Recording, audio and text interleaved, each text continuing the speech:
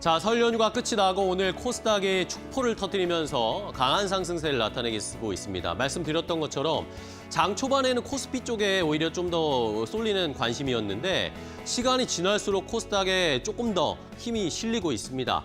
왜 그럴까요? 일단은 우리가 설 연휴 전에 이런 이슈들이 있었습니다. 금융당국에서 전반적인 시장을 건전화시키고 시장에 안 좋은 종목들을 퇴출시키는 작업을 본격적으로 시작할 것이다라는 그런 계획들을 발표했는데 이게 설 연휴 전에는 약간 관심이 좀 뜸하다가 오히려 설 연휴가 지나고 설 연휴 때 시청자분들, 가족분들이나 친구분들이랑 주식 얘기 많이 하셨죠? 다 압니다. 이런 것들이 아마 내 얘기가 막 되면서 다시 한번 코스닥 쪽에도 관심을 가져야 된다라는 심리가 아마 전이 된 것 같습니다. 자, 금융당국이 일단 부실기업 신속 엄정 퇴출을 위한 상장 폐지 개혁 방안을 발표를 했습니다. 크게 4가지의 골자로 한 그런 개혁 방안이었는데요. 이제 이 요는 이겁니다. 이제 주식시장은 다산다사하는 시장이 될 것이다. 우리나라는 다산다사 시장이 된다. 이게 무슨 말이냐면요. 신규 상장의 문호는 넓히는 겁니다. 새로 혁신적인 기업이라든지 좋은 기업들이 주식시장에 IPO를 하고 들어오는 문은 넓히는데 대신에 만약에 상장하고 나서 역시 안 좋은 기업으로 전락되거나 부실 기업이다. 아니면 공시를 뭔가 주주들에게 해가 되는 그런 행위를 한다라고 하면 신속하게 퇴출을 시키는 겁니다. 그러니까 들어오는 것도 쉽게 들어오지만 만약에 뭔가 잘못을 하게 되면 바로 퇴출을 시키는 그런 전략을 쓰겠다라는 것이 금융당국의 이런 계획이었고요. 이러면서 코스닥 내에 퇴출 기업 수가 점점 가능성이 커지고 있습니다. 처음에는 한 50개, 100개 정도 퇴출될 가능성이 있다라는 이야기가 나왔는데 이번에 이 개혁 방안을 보면 여기에 해당되는 기업들이 점점점 늘어날 수 있다는 겁니다. 그러면서 코스닥 시장 내에서도 이런 부실 기업이 한 220개까지 퇴출될 가능성이 있다라고 시장에서는 평가가 되고 있습니다. 코스닥 시장 자체에도 지금 상장돼 있는 기업이 너무나 많기 때문에 1,700, 한 1,800개가 상장돼 있잖아요. 이거에 대한 좀 개선도 필요하다.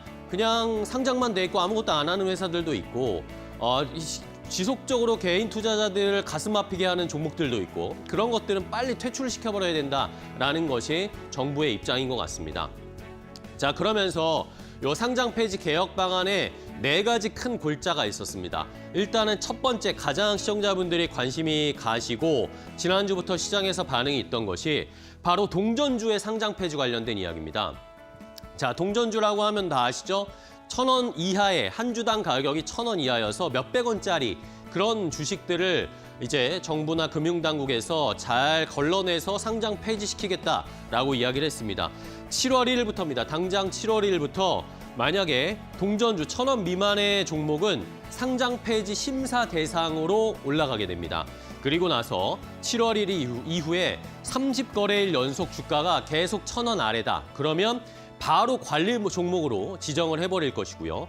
그리고 나서 30일이 지나고 났는데도 이후에 90거래일 중에 절반 이상 45거래일 연속 이 1,000원 아래 계속 동전주의 지위를 가지고 있다라고 하면 상장 폐지시키겠다라는 겁니다. 이런 종목들이 생각보다 많을 수도 있고 이러면서 이 동전주를 탈피하기 위해서 지금 막 몇백 원짜리에서 몇백 원으로 올라오는 그런 종목들도 속속들이 볼 수가 있는 상황입니다.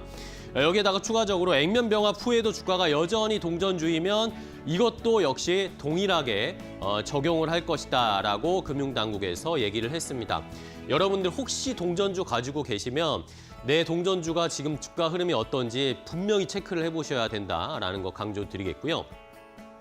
자, 다음으로 또 추가적으로 2번째, 3번째, 4번째 방안도 있습니다. 자, 시가총액 기준도 시가총액이 이제 2026년 7월 요 기준으로 해서 150억 원에서 200억 원으로 요 상한선 밑에 한도를 높여놨습니다. 그리고 27년 내년 1월에도 이걸 한 번 더 높여서 300억 원까지 강화를 해서 만약에 300억 원 아래 시가총액이 형성되어 있다라고 하면 역시 상장 폐지가 될 가능성이 있는 그런 종목으로 전환이 되는 겁니다. 그러면 어떻게 해야 되겠죠? 주가를 올려야 되겠죠. 상장 폐지를 면하기 위해선 주가를 올릴 수밖에 없는 상황이 펼쳐질 겁니다. 자, 완전 자본 잠식 관련된 이야기도 역시 현재 사업연도 말 기준으로 완전 자본 잠식 3부양 폐지 관련된 조건들을 강화시킬 것이고 공시 위반과 관련된 이야기도 나왔습니다. 최근에는 기존까지는 최근 1년 동안 공시 벌점이 15점 누적이 되면 역시 상장 폐지 관련된 절차에 들어가게 되는데 이걸 더 강화시켰습니다. 벌점이 10점만 누적이 돼도 상장 폐지 대상이 된다라는 거. 그리고 특히 중대, 고의적 공시 위반하면 이건 바로 그냥 상장 폐지 한 번에 시켜버리겠다라고 하면서 강한 철퇴를 보여줄 것이다라고 금융당국이 계속 으름장을 놓고요. 이러면 코스닥 시장에서 자연스럽게 이 부실 기업이나 안 좋은 종목들은 사라지게 될 가능성이 높아집니다. 자, 그러면 이제 이런 강화, 조금 더 코스닥에 이득이 될 수 있을 이런 정부 정책이 펼쳐질 텐데 그러면 코스닥의 눈높이나 투자 전략을 어떻게 가져가야 될까요? 다음 페이지 보시면요. 자, 지금 금융당국에서 이렇게 강한 드라이브를 걸고 있기 때문에 코스닥의 전반적인 레벨이 올라갈 가능성이 높다라고 시장에서는 평가를 하고 있었습니다. LS증권에서 2018년과 같은 2018년에 코스닥 활성화 정책을 펴면서 그때 지수가 한번 레벨업된 적이 있었거든요. 그런 것처럼 정책 프리미엄이 코스닥에 다시 붙을 수가 있다. 그러면서 코스닥의 목표치를 LS증권은 1,400포인트까지는 올라갈 수 있다라는 전망을 내놨습니다. 자, 기준 적정 코스닥 코스피 PBR을 1.5배라고 산정을 했을 때 만약에 이 정부 정책의 프리미엄을 얹으면 플러스의 표준 편차 플러스 1을 조금 더 더하면서 코스피 PBR은 1.85배 정도는 가능할 것이고 코스닥은 목표 PR을 한 3.2배 정도까지는 높여 잡을 수 있다. 아무래도 코스피와 코스닥은 약간 산정 방식이 다를 수가 적용하는 방식이 다를 수 있으니까요. 이러면 만약에 지수가 현재 대비해서도 한 25% 정도의 상승 여력, 한 1,400 언저리까지는 갈 수 있을 거다라는 그런 의견을 제시했고요. 마지막으로 다음 페이지 보시면 그럼 코스닥 내에서 어떻게 옥석 가리기를 해야 되느냐. 자, 일단은 반도체와 비반도체로 나누는 전략을 LS증권에선 제시했습니다.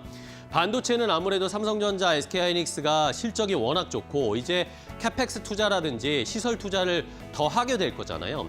그러니까 자연스럽게 코스닥의 반도체 종목들도 실적이 좋아질 것이고 그러면 주가와 정합성이 높아지고 ROE도 안정적인 업종으로 평가를 받으면서 모멘텀 투자를 할 수 있다라는 것이었습니다. 이러면서 코스닥의 시가총액 상위 종목들 중에 반도체 소부장 쪽을 잘 봐야 된다라고 하면서 이런 종목들을 잘 봐야 된다라는 의견을 제시했고요. 자, 그럼 반도체 말고 비반도체는 어떻게 하느냐? 뭐 2차 전지나 제약바이오나 아니면 뭐 이런 것들은 로봇이나 이런 것들은 실적이 안 받쳐주잖아요. 이런 것들은 그 안에서도 이익 개선세가 확인이 되는 종목을 좀 가려야 된다. 그런 이익 개선세가 예상되는 종목 중심으로 접근을 하면서 파마리서치나 SPG나 실리콘투나 디어유나 이런 종목들을 잘 유심히 살펴보면서 공략할 필요가 있다라는 의견을 제시했습니다. 시청자 여러분들도 코스닥의 투자 전략, 이렇게 반도체와 비반도체에 어떻게 전략을 잘 세우셔서 좋은 종목들 잘 고르실 수 있을지 한번 생각을 해보시면 좋을 것 같습니다. 앵커 브리핑이었습니다.